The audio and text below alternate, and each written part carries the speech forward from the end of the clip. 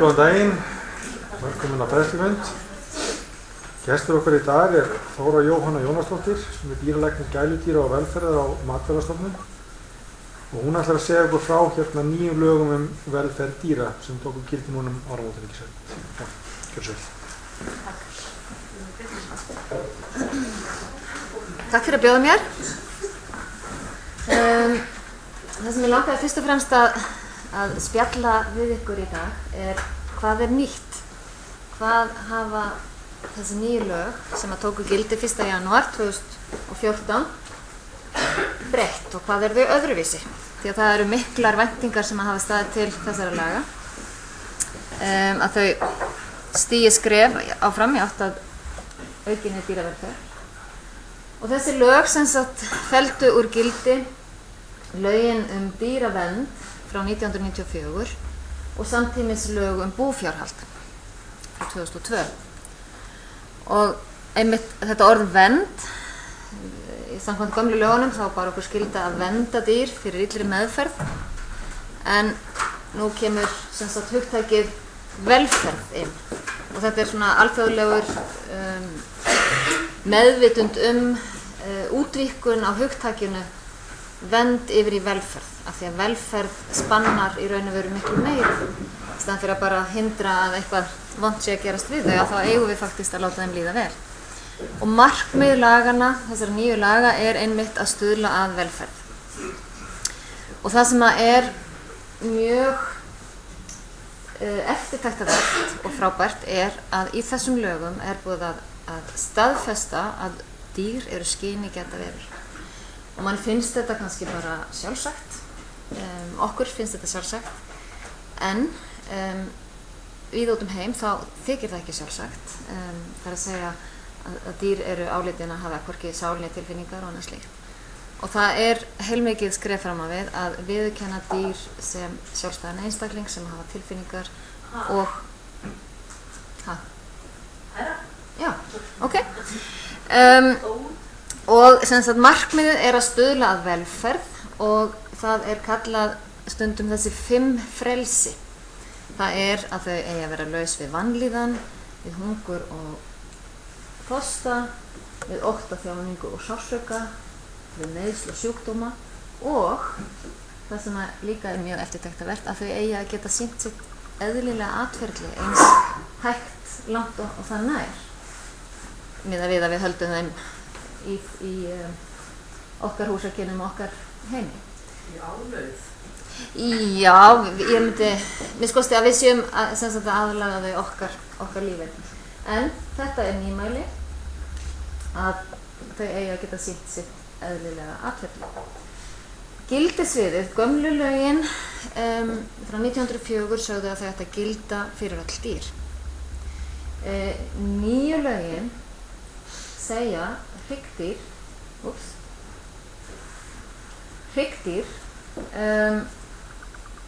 sem að í raun og veru maður hugsa kannski fyrst að sé þrenging, en þau tilgreina sem sagt fóstur, og fóstur þegar það komið að það stig að það má ætla að það hafi skinnfæri þróuð á svipaðan hátt og ef það væri fætt.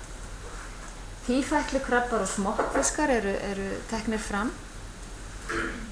Við rækjur, humar, krabbar sem oft sem sagt nytjadýr. Smokkfiskar, kolkrabbar, rannsóknir hafa sýnt fram á að kolkrabbar hafa allir mjög þróuð skinnfæri og taugakerfi. Og svo eru býflugur inni sem eina skordýrið sem fékk þann heiður að koma inn sem falla undir þessi lög, og það af því að við notum þetta sem nytjadýr. Og þessi lög, þau sem sagt eiga að þau ná fyrst og fremst til dýra í umsjá manna, eins og reyndar gömlu lögin sögðu, það voru öll dýr en fyrst og fremst dýr í umsjá manna. Þessi segja það líka, en þau eru miklu betri hvað varðar að passa upp á villt dýr og eigendalaus dýr. Því að við förum inn á það síðar að gömlu lögin, já þau giltu, en það var hvergi skrifuð hver ábyrgðin væri, hvernig ferli væri, þannig að það var enginn sem að í raun og veru bara ábyrgðina. Þannig að þetta heilmikil framför. Og það sem er líka mikil framför einfaldari stjórnsýsla og forsjá lagana. Í gömlu lögunum þá var það umhverfisráðuneytið sem fór með lögin dýravernd og átti að fylgja þeim málum eftir, á meðan til dæmis landbúnaðarráðuneytið átti að fylgja lögum búfé og aðbúnaðarreglugerðunum. Og nú þetta komið allt á eitt ráðuneyti, atvinnu- og nýsköpunarráðuneytið, og það ein stofnun sem fer með lögin. Í gömlu lögunum þá var það í praxís í raun og veru þannig að dýravernd sem að heyrði þá undir umhverfisstofnun var þá aðallega gæludýrin sem að þeir áttu að sjá en þeir gátu fært yfir eftirlitið til heilbrigðisnefnda og þetta var eilíf sending á milli stofnana og í raun að þá var það dýrin sem að liðu vegna þess að málin festust hingað og þangað og var ekki fylgt vel eftir. Og líka samkvæmt þegar búfjárlögin voru felld niður, að þá nýmæli að búfjáreftirlitsmenn eru fluttir frá sveitarfélögunum sem voru einhverjum 40-50 stöður og yfir til Matvælastofnunar. Og þegar ég segi 40-50 stöður að þá það bara hlutastöður og oft unnar með einhverju öðru. En nú hafa verið ráðnir 6 dýraeftirlitsmenn sem einn í hverju umdæmi sem að mörguleyti gera það sama og búfjáreftirlitsmenn en að mörguleyti líka þeir sameina dýravelferð og að eftirliti með matvælaframleiðslu og svo framvegis. Þannig að það verið að forma svolítið svona þeirra starf áfram. Og umhverfisstofnun og umhverfisráðuneyti skipaði áður dýraverndarráð sem að hafði reyndar mikilvægt ráðgefandi hlutverk til umhverfisstofnunar og umhverfisráðherra og það voru fulltrúar frá bændasamtökunum, náttúrufræðifélaginu, dýralæknafélaginu og dýraverndunarsambandinu sem að skipuðu það og var fyrst og fremst ráðgefandi og lög sem átti að varða dýravelferð fóru til dýraverndarráðs í umsögn. En í staðinn fyrir dýraverndarráð þá kemur fagráð velferð dýra og það núna í því ferli að það verða að leita eftir fulltrúum. Það skipað af landbúnaðarráðherra og það eru 5 fulltrúar. Yfirdýralæknir sjálfkjörinn formaður, annars það bændasamtökum, dýralæknafélagið, dýraverndunarsambandið og Siðfræðistofnun Háskóla Íslands sem eru fulltrúar og það sem þetta styrkir Matvælastofnun heilmikið, það á að hafa aðsetur hjá Matvælastofnun og Matvælastofnun á að leggja til starfsmann sem að nýtist ráðinu.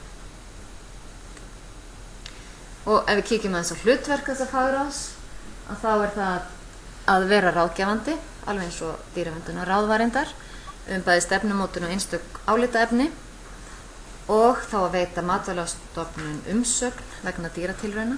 Þannig að allar dýratilraunir eiga að vera yfirfarnar og fá umsögn frá fagráðinu og þá að fylgjast vel með þróun velferðarmála út í heimi og geta tekið upp til umfjöllunar stök mál. Svo ætla ég að hoppa aðeins inn í svona viss ákvæði í lögunum bara til þess að í raun og veru lyfta upp og vekja athygli á þeim ákvæðum sem eru breytt. Og áður þá var einmitt þetta ákvæði ábyrgð, kannski svolítið loðið. Það stóð í gömlu lögunum að það var eigandi eða umráðamaður. Maður getur séð fram á það getur valdið misskilningi ef að dýr í umsjá einhvers. Það eigandinn sem á að passa upp á það? Það umráðamaðurinn sem á að passa upp á það og svo framvegis? Nú þetta alveg skýrt. Það umráðamaður sem ábyrgð. Umráðamaðurinn getur verið eigandi eða annar, en það sá aðili sem ábyrgur fyrir umsjá dýrsins, sem að sér dýri daglega.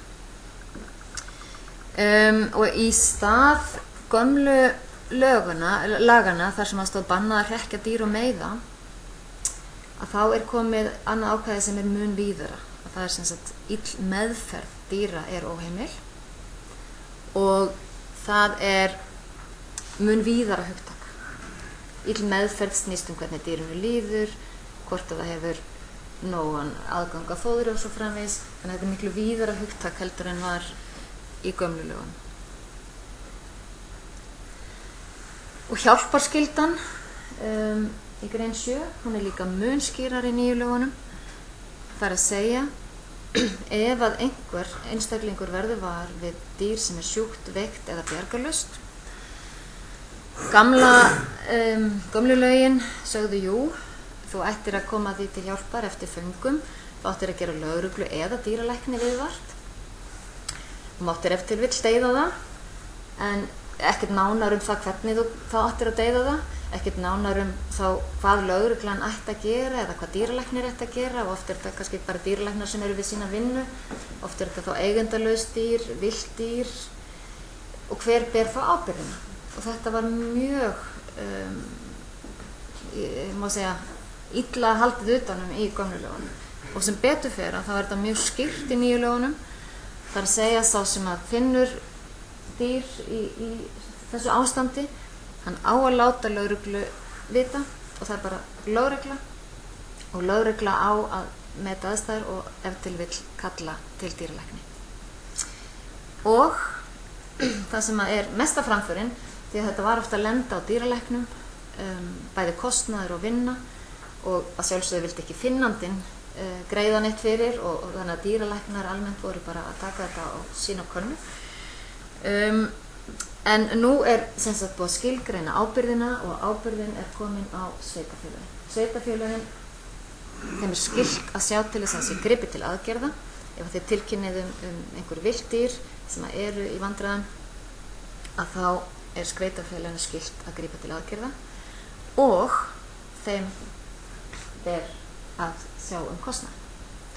Þannig að þetta mikið framför. En ef það ekki villt dýr að það Já, það að segja, ef að finnandi tilkynni til lögreglu og það reynt að hafa upp á eiganda, vegna þess að nú eiga öll dýr að vera merkt, og við komum betur inn á það, og þá það sem sagt umræðan. En ef að dýrið ómerkt og ekki finnst umræðamaður eða eigandi, eða það villt, þá það sveitarfélagi. Sveitarfélagi, já. Og þetta hefur ekki verið skilgreint fyrr, þannig að þetta var bara að falla milli steina, og eins og segja, oft dýralæknar sem að tóku þetta á sig, en svo sem kannski lítið réttlæti í því. Og svo komin þessi tilkynningarskylda sem mun skýrari og sterkari, og þetta verkferli, ef að það leikur grunur á illri meðferð á dýrum, að áður, þú gast tilkynnta til Matvælastofnunar eða til lögreglu eða til héraðsdýralækna, stóð í gömlu lögunum.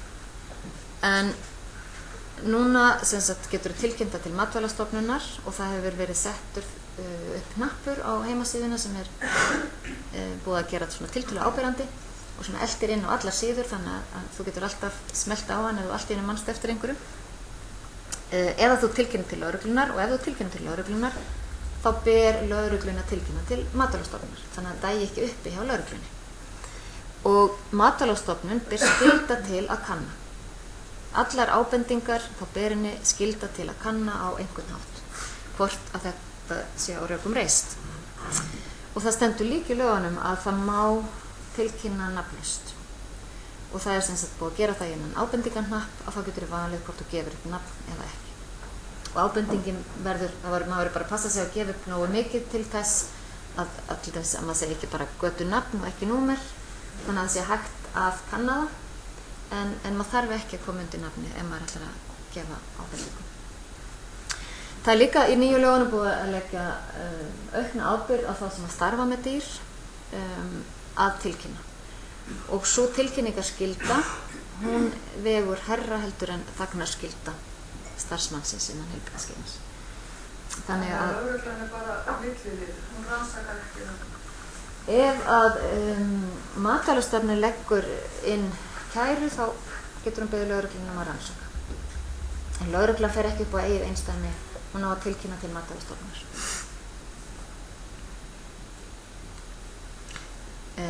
Já, ég er ekki svona tímalaus af því ég er ekki með klukku og ekki með neitt. Þú kannski læt mig já, fylgist með það. Svo er mjög gott nýmæli í nýju lögunum og það er krafa getu, hæfni og ábyrgð.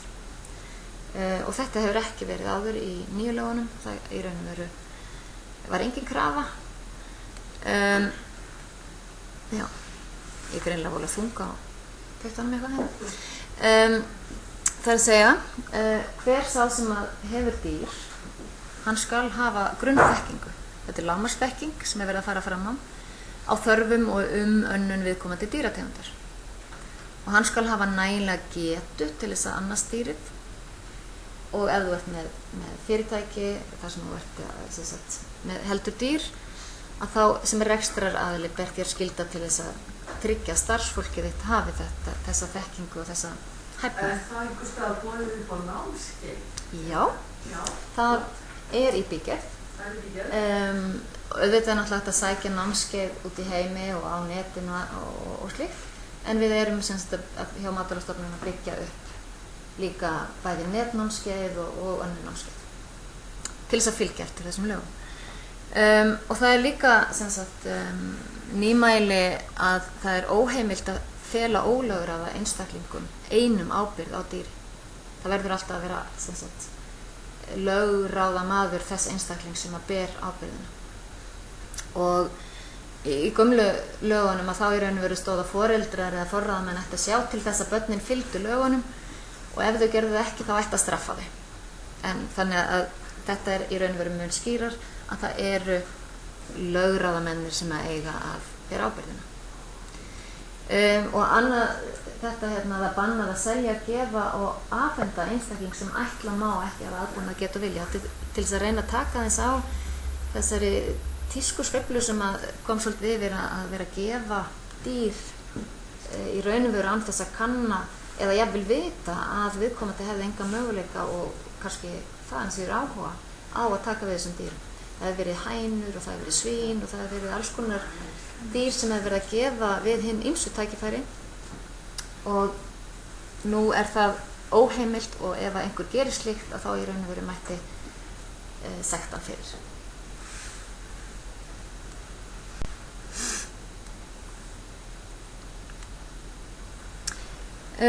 Svo er, og það var heilmikið rætt þetta hvernig við ættum að fylgjast með og í gömlu lögunum þá hefur verið leyfi, þú þurftir leyfi til þess að hafa til dæmis dýrahald í atvinnuskyni. Allt sem ekki féll undir venjulegt búfjárhald þá þurftir leyfi. Segjum dýragarður, dýrasýningar, ræktun, þjálfun, kvikmyndatökur og allt þetta hefur þurft leyfi sem hefur verið alveg heilmikið pappírsvinna og bókhald. Það er ekki leyfi til að vera með búfjárhald? Nei, nú er þetta breytt. Það er að segja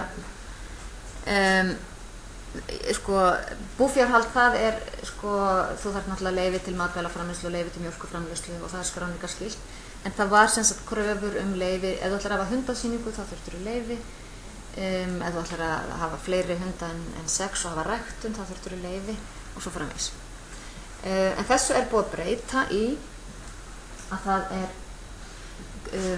innan hvers og eins dýrategundar og það er skilgreint í reglugerðum hvað er tilkynningar og úttektar skyld starfsemi. Þannig að þeir sem að sjá við veitum ekki gæludýr eða svín eða eitthvað þeir ákveða hvað þarf að tilkynna. Hvort að það sé tæknivædd eða stór eða eitthvað sem er áhættumikið og svo framvegis að það þarf að tilkynna. En ég væri til dæmis langar til að eiga bíflugur og selja hunangar þá kalla á ykkur til að taka út húin og hvað, ef ég selja 10 krökkur eða 100 eða? Já, það á eftir að skilgreina fyrir bíflugur. Ég fór á svona velferðarfund út í heimi og ég spurði heilmikið því að við vorum að spá í að taka bíflugurnar í gæludýra reglugerðina undir okkar væng af því það vildi enginn hafa þær. Og ég spurði heilmikið svona velferðarfólk út í hvort það væri til einhver reglugerður velferð býflugna. En það eitthvað lítið, það til sko reglugerðir sem að taka á sjúkdómum og matvælaöryggi og svo framvegis, en ekki beint á velferð. En það sem sagt, já, það eru reglugerðir til sem halda utanum það að framleiða hunang og býflugur og hindra sjúkdóma og svo framvegis. En við eigum eftir að gá hvort að það sé hægt að setja eitthvað meira fókus á velferð býflugna. En það sem sagt tiltölulega ný hugsun. En öll starfsemi sem að fellur undir þessi lög, hún eftirlitsskyld. Og það sem að í upphaflegu lögunum, það nýbúið að breyta þeim, það stóði í lögunum að það yrði að vera eftirlit ekki sjaldnar en annað ár. Og í raun og veru á öllu. Fyrir einustu kisu, fyrir einustu hamstri, nei. En þessu hefur verið breytt. Nú, þetta var bara núna breytt í desember eða janúar að það orðið áhættu með eftirlit. Þannig að við getum áhættu flokkað hvar við teljum að pottur sé helst brotinn og hvar við viljum fara oft, og þetta verður sjálfsagt byggt upp þannig að þeir sem að standa sig alltaf vel og hafa alltaf hlutin í lagi, að þeir fá sjaldnar og sjaldnar heimsóknir. En mikið af eftirliti byggir líka og sérstaklega hjá dýrum sem oft ekki matvælaframleiðslu, byggir á ábendingu. Og við munum þá setja í mun hærri áhættuflokk starfsemi sem mjög lokuð, þar sem maður sér ekki, þar sem almenningur getur ekki séð hvað að vera. Þar verður trúlega meiri þörf á tíðara eftirlit. 14. og 15. grein miðar mikið meðferð dýra, og það eru mörg nýmæli í því. Það fyrst og fremst að við eigum að tryggja góða umönnun, og mér langar að benda á eitt að dýrunum sé sinnt daglega. Undantekningin dýr í sumarhaugum, en við þekkjum að það víða þannig að dýrum komið fyrir á einhverjum eyðibýlum eða einhvers staðar þar sem engin dýr á veturnar, og svo þeim gefið og kíkt á þau einu sinni í viku. Samkvæmt nýjum lögum þá verður þetta bannað. Það eru margir svona hobbybændur sem kannski eru með sauðfé og eins og segi, kíkja á það svona við og við, eða nágrannar einu sinni í viku. Þeir þurfa að fara að hugsa eitthvað upp á nýtt. Tryggja fóður og vatn náttúrulega sjálfsagt og var í gömlu, en að tryggja grasbítum beit á grónu landi, þetta líka nýmæli. Að þeir það ekki nóg að hleypa þeim út, það ekki nóg að hleypa þeim út í gerði, grasbítar eiga að fá að bíta gras. Það tiltölulega lógist, en nú búið að festa það í lög. Nú annars ábyrgð umráðamanna að vernda dýrin gegn meiðslum og sníkjudýrum, að sjúk og slösu dýr fái meðferð eða lík, og líka að venja þau við umgengni við menn. Það hefur oft verið vandamál með eins og til dæmis holdanaut sem eru úti og ganga úti allt árið, að þetta svo villt að það ekki nokkur leið að hjálpa þeim. Ef það einhver burðarerfileikur eða einhver slasar, þá það meira þetta mál að geta nálgast þau. Þannig að nú búið að skylda umráðamann að tryggja það sé nauðsynlegur útbúnaður til þess að geta hjálpa þeim, að það sé hægt að fanga þau inn, og það sé búið að venja þau við þannig að það sé hreinlega hægt að hjálpa þeim. Þetta núna einu úrst að því að þú segir með sint daglega, að það finnst breðgriða og það kom fyrir bara á eigjum alla veturinn. Það eru örlitlar undanþágur sem eru í reglugerðinni, og það skilgreint nákvæmlega. En þetta almenna regla. Já. Já, það fyrst og fremst hugsað sumartíma. Það í reglugerðunum, þá þetta tilgreint nákvæmar, og þá það aðeins eftir tegundum, en 6-8 vikur að tryggja aðgang að beit. Og það líka í þessum lögum sérstök bönn. Þetta að ofbjóða kröftum og þoli og yfirgefa dýr í bjargarlausu ástandi, þetta var líka í gömlu lögunum. En þetta að það sé bannað að hafa samræði eða önnur kynmök við dýr. Mann finnst þetta sjálfsagt, mann finnst þetta hefði átt að vera að þetta stóð hvergi í gömlu lögunum. Og ef að einhver var uppvísað þessu þá var faktist erfitt að taka á því, af því það var ekki bannað. En þetta er eitthvað sem að önnur lönd hafa líka núna tekið inn, að þetta sé bannað. Þetta var líka bannað í gömlu lögunum að nota í dýr sem lifandi agn eða skotmark eða etja dýrum til áfloga. En þetta er nýmæli, að það sé bannað að þvinga fóður eða vatn nema í þeim tilgangi að það sé dýr í þágu dýrsins.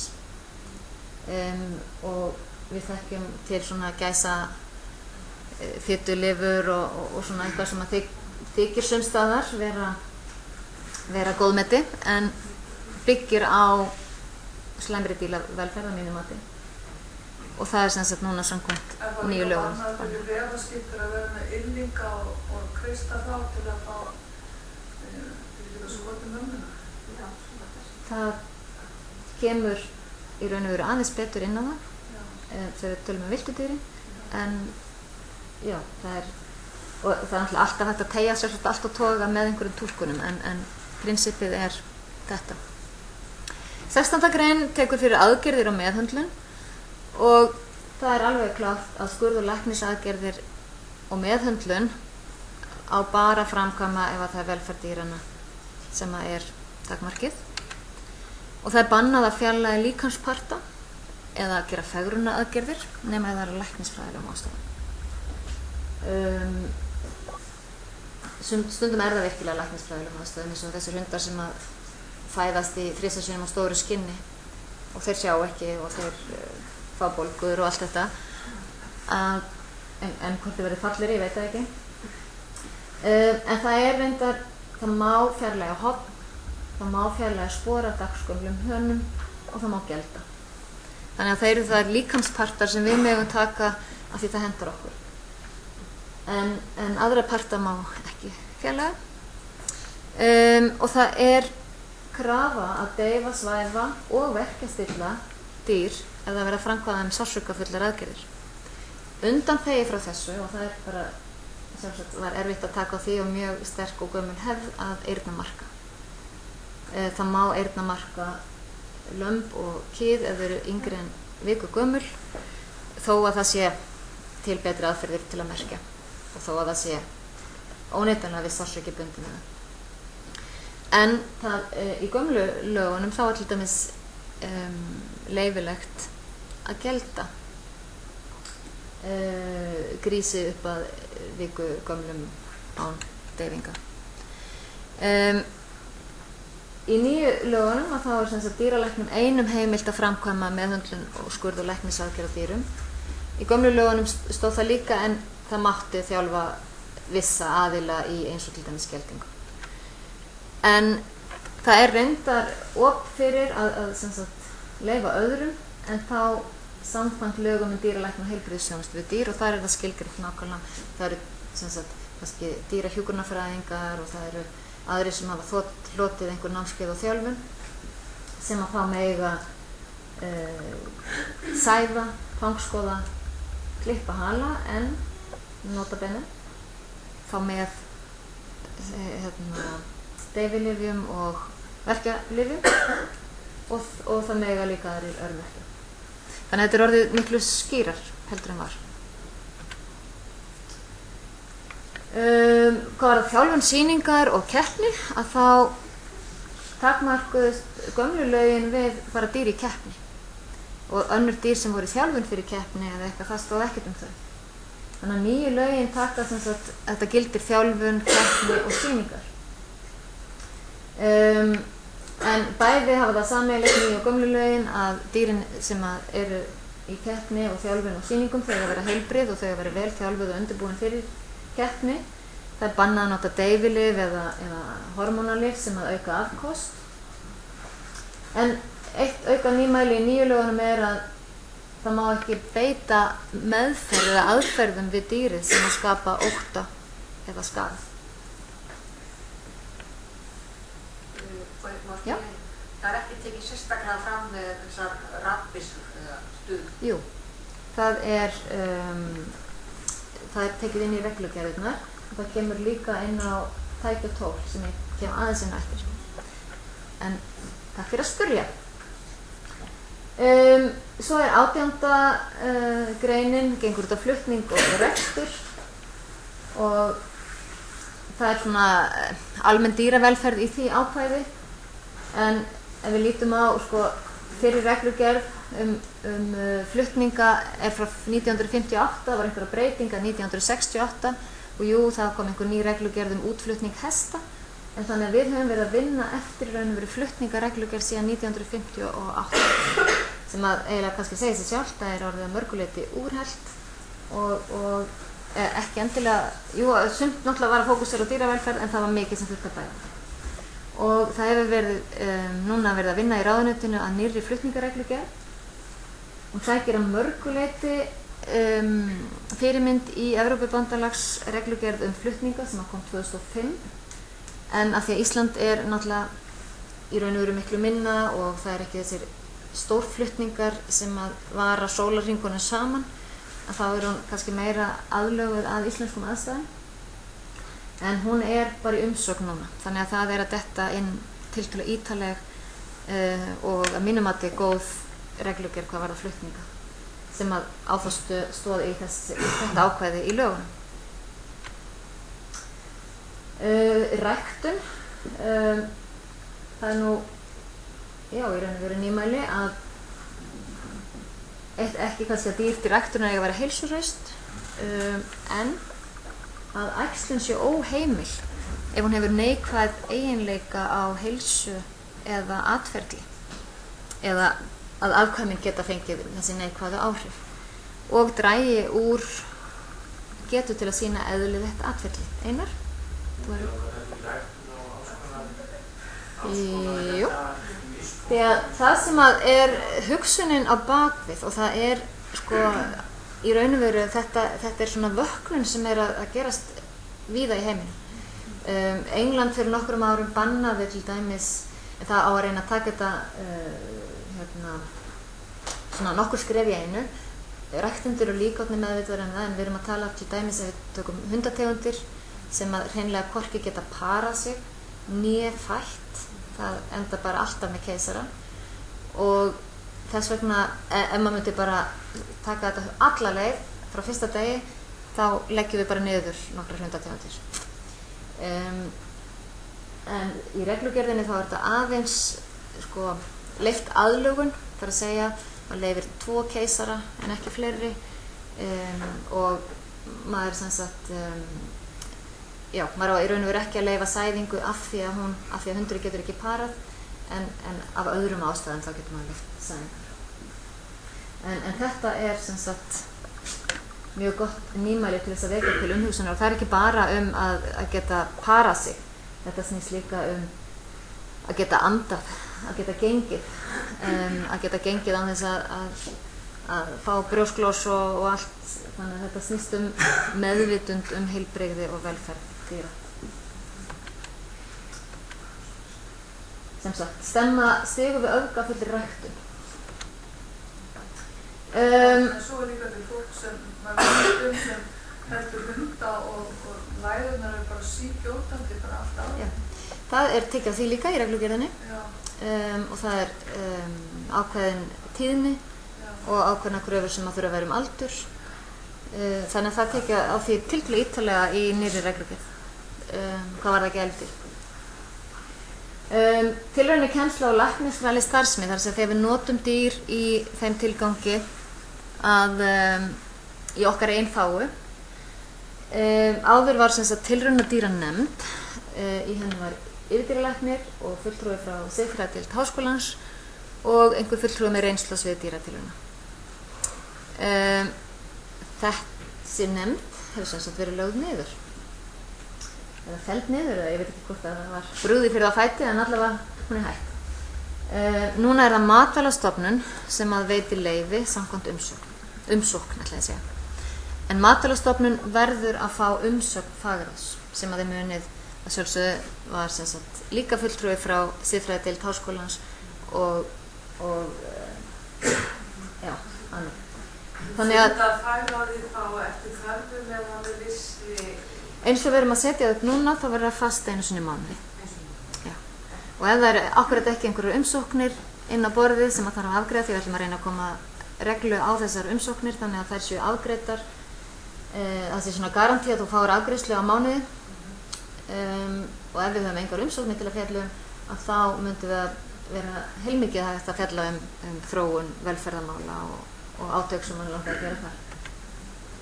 Og svona, já, þetta var sem sagt fellt niður.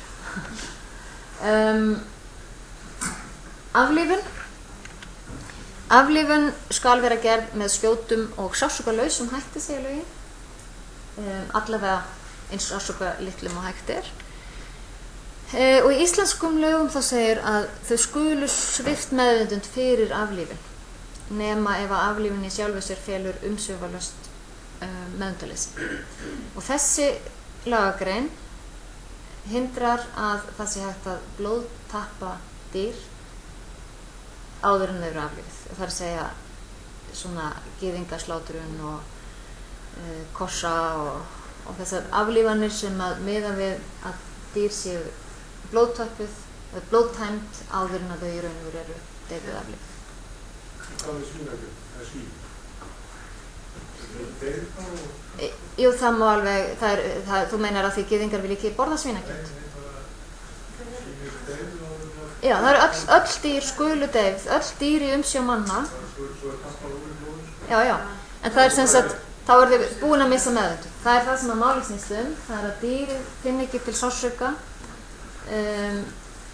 það á að svipta það meðvitund áður en það blóðtappar. Punktur. Og ég er mjög ánægð að við séum með þetta skýrt og skorinort, vegna þess að ég hef rekið mig á í Evrópureglugerðinni sem að kom inn 2009. Þar er opnað fyrir til þess að gæta jafnréttis allra trúarflokka og allra manneskju þá, sem sagt er opnað fyrir trúarlegri slátrun, en þá er einhver skilyrði að vera festaði og svo framvegis. Og það sem að kollega mín segja mér erlendis er að sláturhúsin eru að gefast upp og sortir eftir þessu og það er bara að fara að slátra í mörgum sláturhúsum öllum dýrum svona á þennan hætt. Af því það er svo erfitt fyrir það að fylgjast með og merkja og mér finnst það mjög slæm þróun og stórt skrif aftur á bak.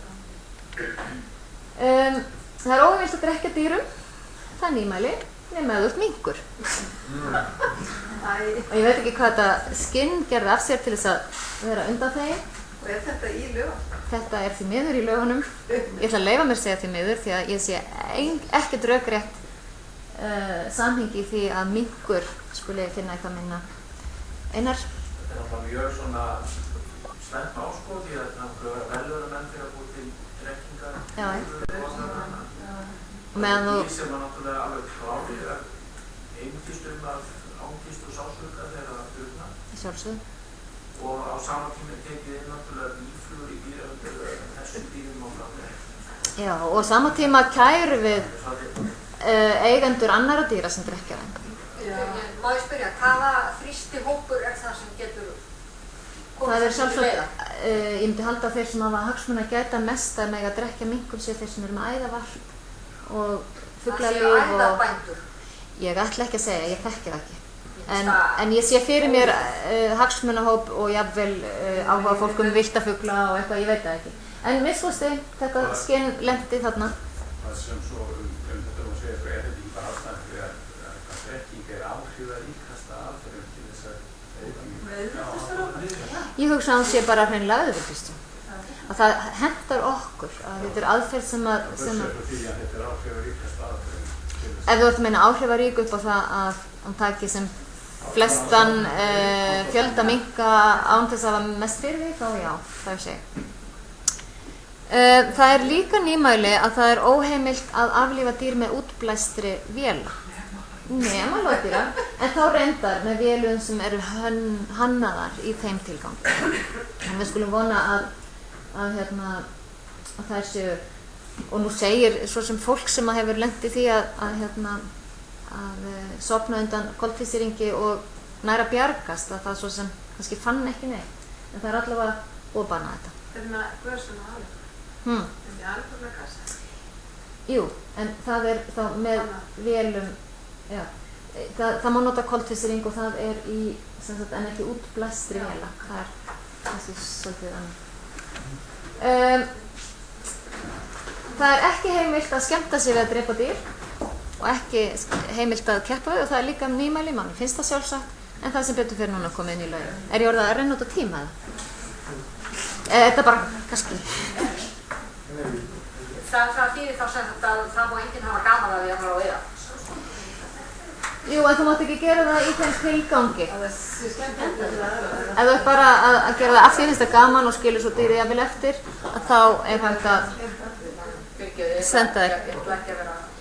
En sem sagt, allt aflífun, við innleiddum 1. janúar 2013 Evrópureglugerðina sem heitir vernd dýra við aflífun og í henni mjög ítarlegar útlistingar á hvað þú mátt og hvað þú mátt ekki og hvernig og allt það. Sérstaklega í sláturhúsum en líka fyrir aðrar aðstæður. Þannig að þeir sem hafa gaman að lesa 40 blaðsíður aflífun, það er þarna möguleiki. Stendur þetta sérstaklega hænur eða kjúklinga? Já, það stendur íþarlega og meira að segja óklakin egg. Það er skilgreint hvað þú mátt gera og hvað þið ber að gera til þess að þau deyi með skjótum og sársaukalösum hætti. Og það er fyrir óklakin egg til dæmis að þá er þau eiga að fara í svona mulningavél, sko. Ja, mölum, það heitir. Í staðinn fyrir að láta bara kafna í eggjunum. Merkingar, það er athyglisverð nýmæli í merkingum. Við þekkjum náttúrulega öll með hross, að hross hafa verið örmerkt mjög lengi og það hefur verið ekki mjög góð gagnagrunn sem heldur utan það. En núna er sem sagt komið nýmæli að það er skylt að einstaklingsmerkja kanínur, ketti og hunda. Ég held að við erum eina landið sem ég veit sem að höfum skyldu að einstaklingsmerkja kanínur. En það sjálfsagt gerir okkur þá kleift að taka á málum hvað varðar eigandalausar kanínur vegna þess að það er orðið vandamál sums staðar og þessi dýr, kanínur, kettir og hundar, eða kettir og kanínur kannski aðalega, sem eru ómerkt og eru einhvers staðar út á víðavangi og þau eru skilgreind sem hálfvillt. En það er nú svo sem verið þekkt að búfénaður hefur verið merktur, en það er ekki bara skylt að merkja, það er tilgangslítið að merkja ef það er ekki skráð einhvers staðar, þú getur fundið eigandann og rakið þetta og þess vegna er skylt að skrá í gagnagrunna. Og þetta er tilgreint nánar í reglugerðum fyrir þessar dýrategundir. Sleppingar í náttúrunni og handsömum, langar aðeins að koma inn á það, því það er óheimilt samkvæmt þessum lögum að sleppa dýrum út í náttúruna sem hafa alist upp í umsjá manna og með þeim tilgangi að það verði það í frambúðar. Og hugsunin með þetta var að taka á því þegar fólk er að sleppa út köttunum og kanínunum og bara fara. Þannig að þetta breytist í villiketti eða villikanínu. Þetta gildir ekki seiði og fiska og kannski var nefnt, allavega maður búin að sjá kannski smá galla á þessu. Þetta hindrar í raun og veru líka ef þú ætlar að ala upp æðafugla og sleppa þeim út. Þannig að kannski þarf að koma einhverja breytingatillögur þannig að við getum faktist stutt undir dýrategundir sem þurfa stuðning til þess að eða eru kannski ekki endilega í útrýmingarhættu en kannski orðið lítið af á vissum svæðum. En þetta er fyrst og fremst til þess að taka á því að þú megir ekki henda út kettinu þínum að fara. Þannig að ákveðin nefnir þarna sko fiska, er ekki gísli að taka saman lög eða reglur? Hann er að gera reglugerð fiskeldi, eldisfiska fyrst og fremst. Fyrst og fremst það? Já. Mér finnst ég það var svona sem skynja að fiskarnir hafa verið teknað út fyrir sviga í þessu. Já. Því að svona þegar augljósum hagkvæmnisástæðum þá gildir ýmislegt að þessu ekki fiska og veiðar og fiskum og svo þessi. Og bara til að taka það fram, veiðar á fiskum eru undan þeir lögum. En hvað með hvað? Nema á eldisfisk. Og hvað veiðar? Þau falla undir lögin sem hryggdýr. Já, en aflífun? Já, það fellur undir þessi lög. Og það kemur ekki aðeins inn á veiðar og villtir. Mætti ég henda öllum gullfiskunum mínum fullum af einhverju sveppasjúkdómum út í læk. Mættir ekki eins og henda þeim út í læk því að gæludýrareglugerðin bannaði það. En ég kem nú einhvern síður og hérna kynni það kannski. En ef að dýr sleppur þá skal umræðamaður þegar gera ráðstafanir til að fanga. Þetta var líka í gömlu lögunum. En núna nýmælið sveitarfélögunum aftur skylt að hafa aðstöðu til að halda óskilægt dýr. Þeim skylt að taka í vörslu slík dýr og ráðstafanir til að hafa upp á umræðamanni. En ef að dýrið ekki merkt, að þá það hálfvillt og þá má sveitarfélagið ráðstafa því annaðhvort að gefa það, selja það eða aflífa það eftir 2 daga. Mörgum finnst þessi 2 dagar mjög stuttur frestur af því áður var þetta vika. En að sama skapi þá held ég þessi stuttur frestur hvetji fólk til þess að fylgja lögunum að merkja. Ef þau ekki merkt, þá ekki 2 dagar. En nú oft til þess með ross og að þú örmerkt einstaklingun örmerktur en örmerkt finnst og 2 dagar mjög stuttur. Já, þetta gildir bara fyrir ómerktir. Já, en það ómerktir, það finnst ekki örmerktir, það merkt. Já, þú meinar að skannin sé ekki? Skráði gasnaflan og allt skoðið. Eina sem hefur í höndum að taka blóðpröfu og sannaða merkt. Þetta hesturinn sem var örmerkt sem fór. Já, ég sé nú. Já, kannski ber líka eigendum skylda til þess að tekka á örmerkinu öðru hvoru og tekka það sé lesanlegt. Ég myndi... Ráðstöfunin líka ekki einungis.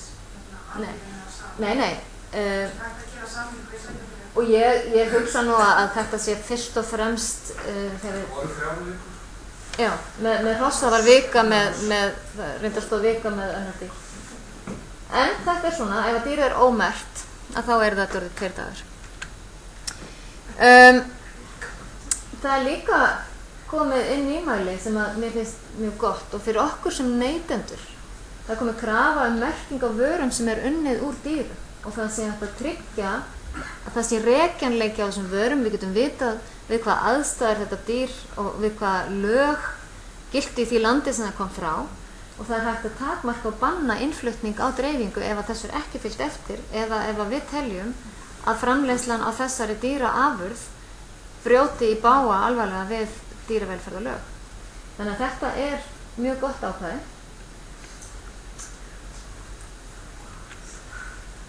Svo kemur hérna ákvæði föngun villtra dýra og veiðar. Hérna kemur inn það óheimilt að halda villt dýr. Það óheimilt að veiða villt dýr og halda þeim. Umhverfisstofnun getur veitt leyfi eftir umsögn frá Náttúrufræðistofnun Íslands og Matvælastofnun. En sem sagt í prinsipinu það óleyfilegt. Hérna þetta með veiðar, það skulu valda sem minnstum sársauka og taka sem skemmstan tíma. Þetta alltaf teygjanlegt og loði hvað skemmstur tími og hvað minnstur. Það hins vegar framför að banna aðferðir sem að valda limlestingum og kvölum. Þetta gildir bæði veiðar og meindýr. Það bannað núna samkvæmt þessum lögum að nota límbakka og láta mýs og rottur festast í lími og drepast þar á mörgum dögum. Það bannað að nota bóklemur og hefur svo sem verið lengi sem að limlesta. En þetta gildir núna líka meindýr. Ekkert fórstu? Nei. Þessi líkbakkar alltaf bara í döðanámi. Já, svona... Þessar klemmur sem talaðum hana. Já. Þetta músa gildra ekki undir klemmur. Sko, ef að hún drepur og talin í allflestum tilfellum drepa snöggt, þá myndi hún ekki falla undir það. Ef að þú getur sýnt fram á eftir nokkra rannsókn að einhver viss prósent af músunum faktist að festa skottið eða festa löppina eða eitthvað, að þá myndi hún falla hér undir. Og eins með þessa lím...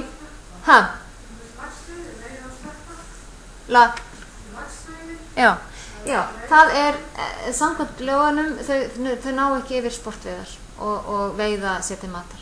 Þannig að við getum ekkert sagt við því. Hvað svo sem okkur finnst það? En varðandi límbakka og borða, ég veit ekki hvort þið muni eftir þegar, þið kannski heyrðu ekki að því, það var flugvél sem satt í Noregi sem var í New York og þar sást mús borð. Og hún var rýmd og þeir tóku að það raða fljúginni tómri til Oslo. En af því þeim tókst ekki að finna músina meðan þeir voru í Bandaríkjunum. Þannig að það var flúið tómri heim, en samkvæmt norskum lögum þá mátti ekki veiða mýs með límborðum. og þeir náðu hann ekki öðruvísi. Þannig að þessari vél var þá flogið til Svíþjóðar, þetta var mjög dýr mús. Í Stokkólmi máttu þeir setja límborða. Þannig að þar kom hún á límborðan og náðist. Þetta er dýrasta mús sem ég veit. Er ekki ástæða til að hafa undan þá okkar? Það er spurning. Svo kom ákvæði aðbúnað. Og þessar aðbúnaðarákvæði, þau eru megin lagastoðin fyrir aðbúnaðarreglugerðunum sem hafa verið. Við erum reynda búin að breyta nafn, í staðinn fyrir að þetta heiti aðbúnað þess á hinna dýrana. Þá erum við búin að skýra allar þessar reglugerðir sem að poppa upp núna og koma á næstu vikum. Reglugerð velferð hesta eða hrossa, velferð gældir, velferð sauðfé og svo framvegis.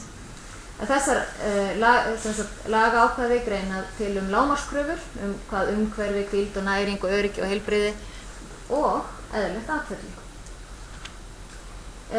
Og hér kemur þetta sem varst að spyrja varðandi rafstöðuna, að það er bannað að nota aðferðir, tæki og tól sem eru andstæð velferð dýra. Þetta var líka í gömlu lögunum, en það var bara bannað að nota.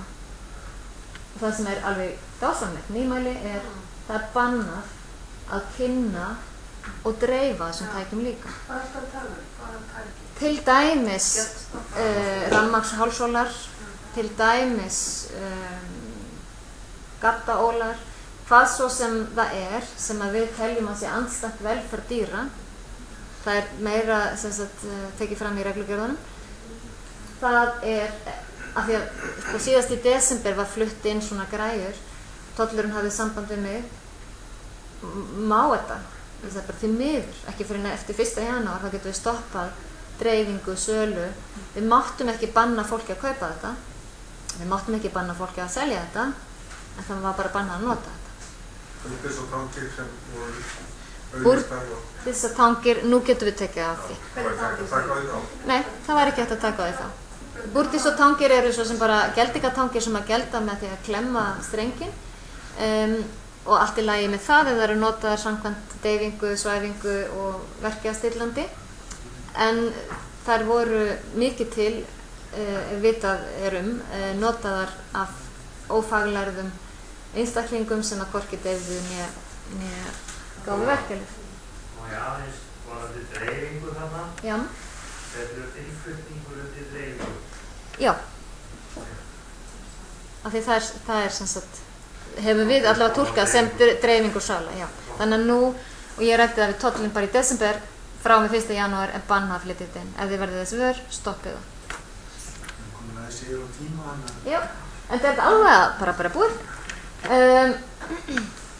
Og það sem er mjög gott við nýju lögin, það eru, gömlu lögin voru með mjög fá úrræði og í raun og veru var einar úrræði vörslusvipting og það situr mjög langt inni og það er mjög erfitt, segja eins og einhver vanrækið 300 svín.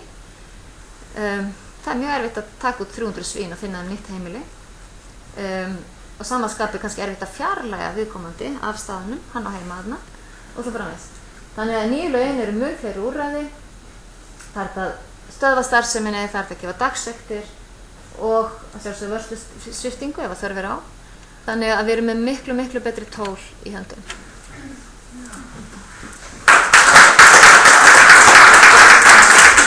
Er ég mikið fram við þetta? Kæra þakki fyrir þetta. Er eitthvað spurningar sem við tekjum náttúrulega? Já. Nú er ég ekkert svo veðanir í stjórnsýslulögum, en er það þannig núna að þið rannsækja málin og þið dæmi líki málunum? Er það þannig? Það sem að, fyrst ef maður fær ábendingu, þá rannsakar hvort það sé á rökum reist. Já. Ef það er á rökum reist, þá fer það eftir því alvarleika málsins hvað þú gerir. Ef það er eitthvað sem krefst umsvifalausra úrbóta, þá getur þú tekið yfir. Og svo er lögð einn kæra á viðkomandi. Til lögreglu? Til lögreglu. Já. En ef það er eitthvað minniháttar, þannig að þá myndir þú gera kröfu úrbætur.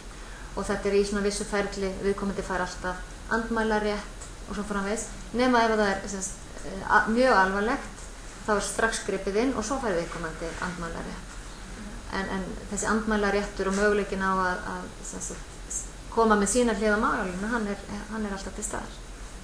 Vilja? Já, einn sambandið hver þetta skipta sveitarfélagi?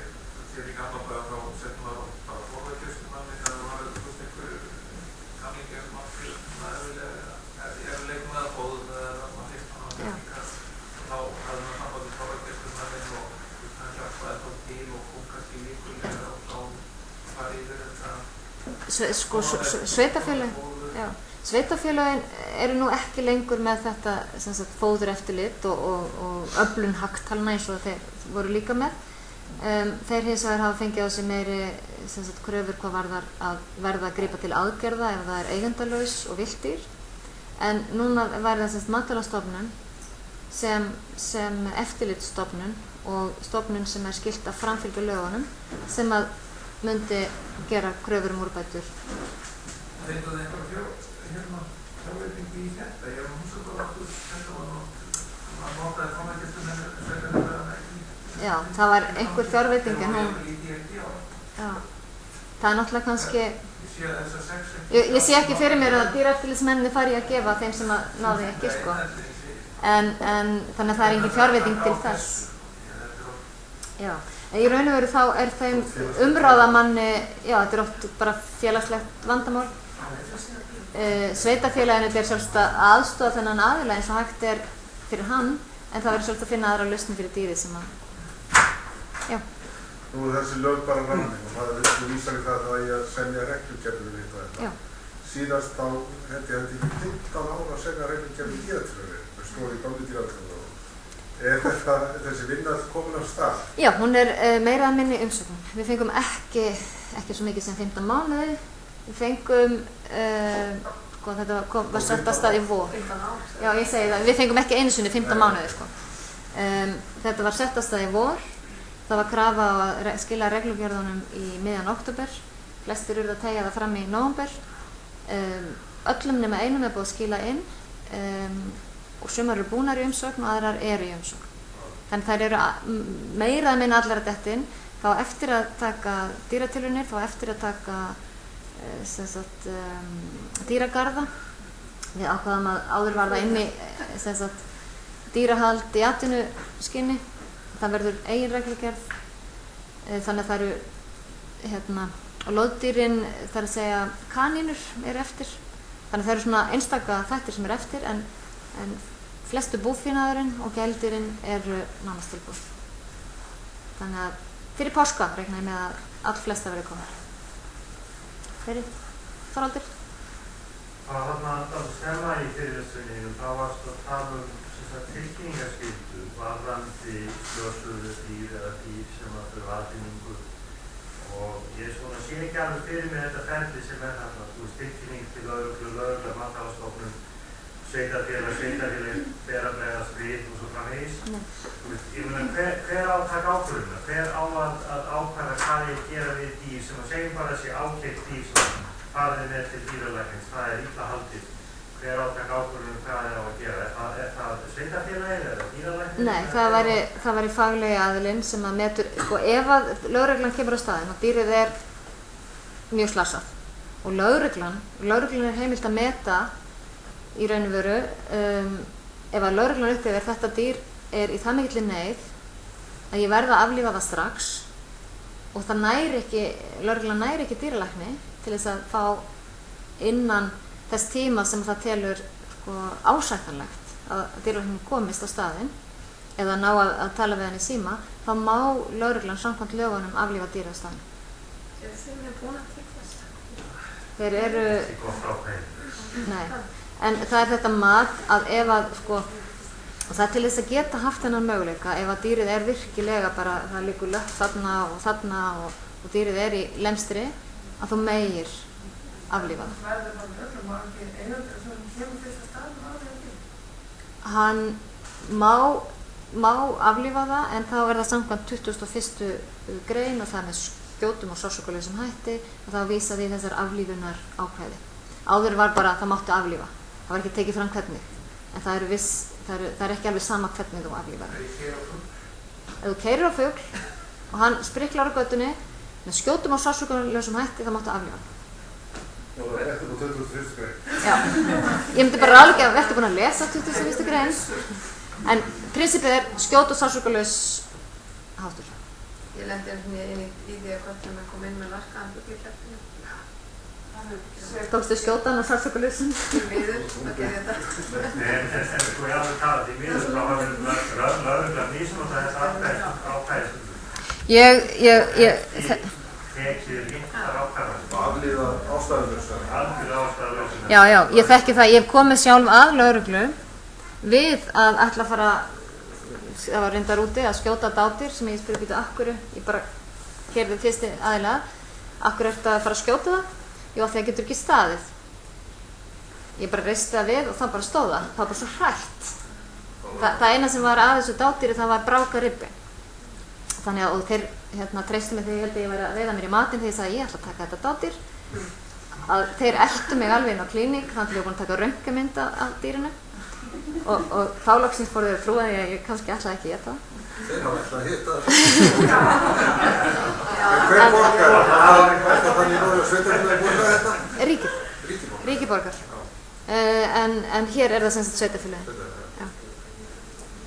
Það er mattilsýna, Matvælastofnun sem borgar í, já. Er búið að fá fólk í færa? Nei. Það var sent köllun eftir aðilum í desember og það festist einhvers staðar í GoPro-kerfinu hjá Matvælastofnun. Þannig að, já. Hvenær reiknir það með að... Það verið að bíða bara eftir þessum tilnefningum og búið að vera ít á eftir það. Þær verða afgreiddar núna fyrir, já, við erum búin að lofa að afgreiða núna fyrir 25. þær sem liggja fyrir. Já, þetta er umsókn sem voru settar í lok síðast árs. Já, ég veit það. Það er bara því að það kom bara bunkinn núna í síðustu viku sem þarf að reyna að leysa úr og eftir þetta verður reynt það bara skilið fyrir 30. afgreitt fyrir 25. næsta mánuðar. Þannig ætlum við að reyna að Fyrir 25. mars? Næsta mánuðar, sko ef þú skilar 30. janúar þá farðu afgreitt fyrir 25. februar. Þannig það er the big vision. Já. Það er bannað að halda vilt dýr. Já. Þá er það þess sem við þetta í hugum, það er annars vegar og þá er spurningin skilgreiningu á viltum dýrum. Það er þekkt fyrirbæri í Mið-Evrópu, það eru fasanar sem aldir upp og síðan er þeim sleppt. Já. Það myndi vera bannað hér. Það er spurning hvort þetta eru vilt dýr eða ekki, hvort þú megir þá halda þá. Ef að það er ekki vilt. Þetta mér í hug hreindýrin hérna niður í Húsdýragarði. Já, það er samkvæmt, sko, það er bannað að fanga vilt dýr og halda þau nema eftir umsókn og umsögn. Ok, þannig að það er undan þá leið. Þetta erum við, ef ég setjum gleru þá myndi ég að vel sjá þetta. Hvað með refaveiðimenn sem stundum halda yrlingana? Það væri bannað. Þeir drepa það. Þeir halda en oft í einhver tíma. Nei, þeir halda á stundum og eins og halda sýning á þeim og maður þegar að sjá myndir af þetta í sjónvarpinu.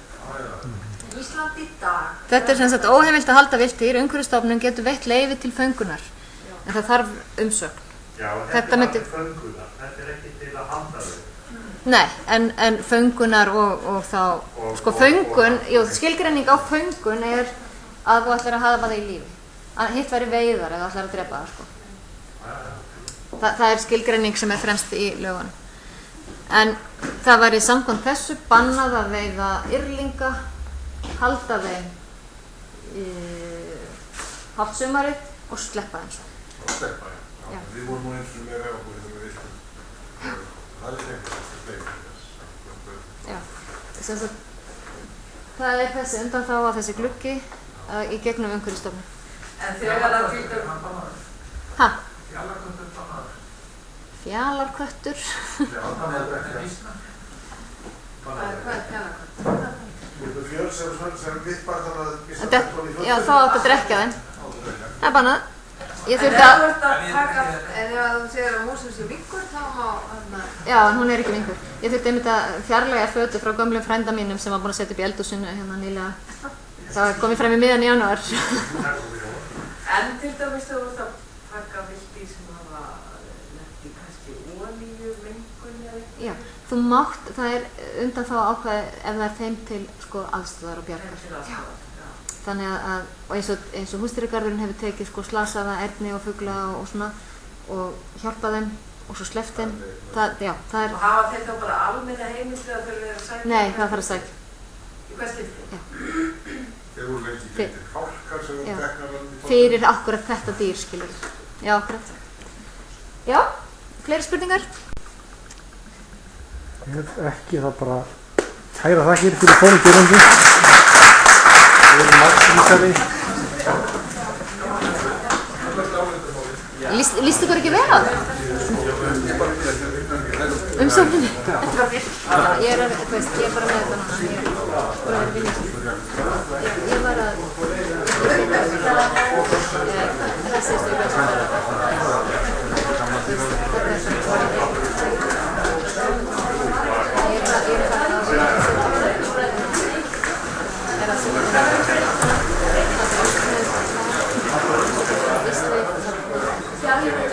svona big vision, það á að koma svona þannig ég er að lesa Já, þessir